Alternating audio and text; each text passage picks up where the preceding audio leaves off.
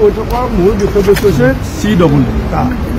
আমাৰ বিৰোধী আজি আমাৰ নতুন দুটা দলে আজি অংশগ্ৰহণ কৰিব চৰণ ডেকা ডাঙৰীয়া নেতৃত্বত PLP পূৰ্বাঞ্চলীয় লোক পৰিষদ আজি আমাৰ ইউনাইটেড অপজিশ্যন ফৰাম আসামত নতুন সংযোজন আৰু সমাজবাদী পাৰ্টি এগৰাকী প্ৰাক্তন বিধায়ক আব্দুল আজিজ ডাঙৰীয়া তেখেতক আমি নিমন্ত্ৰণ জনাইছোঁ।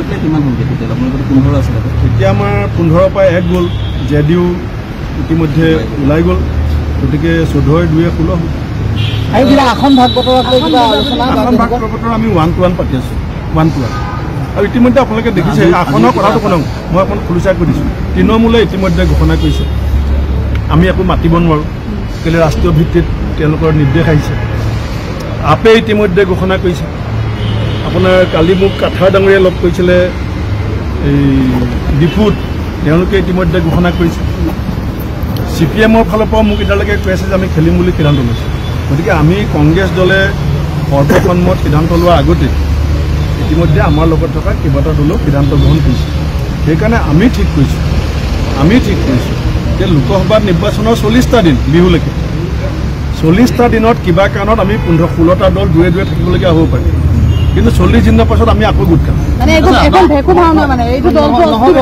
কেনেকৈ ভেকু ভাওনা ৰাইজে ভোট দিব ৰাইজে ভোট দিব উপায় নাই কিছুমান কথাততো উপায় নাই ইয়াৰ আপে 3টা ঘোষণা কৰিছে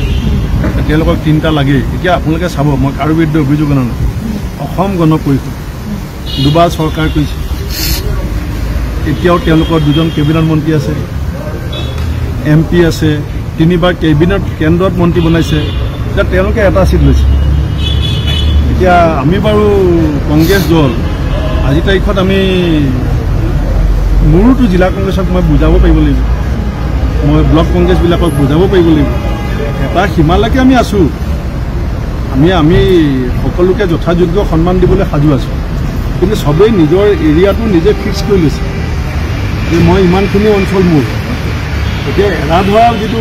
চিন্তা এইটো আমি আছোঁ এৰা ধৰাটোত মানে অসমৰ নেতাসকলক মই দোষাৰোপ নকৰোঁ আমাৰ অসমৰ ভৱেন চৌধুৰী ডাঙৰীয়া ৰিপুণ বৰা ডাঙৰীয়া বা মনোৰঞ্জন তালুকদাৰ ডাঙৰীয়া এখেতসকলক মই বেয়া পাবলগীয়া একো নাই তেখেতসকলো কেন্দ্ৰীয় নিৰ্দেশ মানিবলগীয়া হৈছে দিল্লীৰ পৰা নিৰ্দেশ আহিছে যে আপোনালোকে 3টাত খেলক 2টাত খেলক কিন্তু তেওঁলোকৰো উপায় নাই যে আমাৰো উপায় নাইকিয়া হৈছে।